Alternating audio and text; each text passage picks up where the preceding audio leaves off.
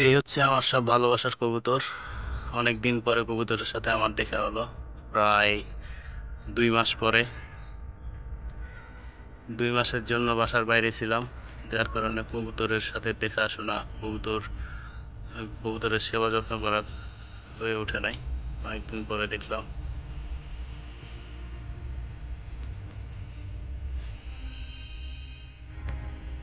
আমাকে দেখার পরে তারা আর ঘরে ঢুকেই না, ভাবতেছে আমি খাইতে দিব।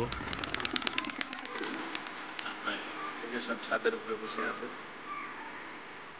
হ্যাঁ, এই যে গাড়টা রয়ে গেছিল, গাড় পাতা। আগে তো হাঁটতেও পারতো না, খাইতেও পারতো না। এখন অনেকটা সুস্থ হয়েছে, হাঁটতে পারে, মাঝে মাঝে খাইতে পারে।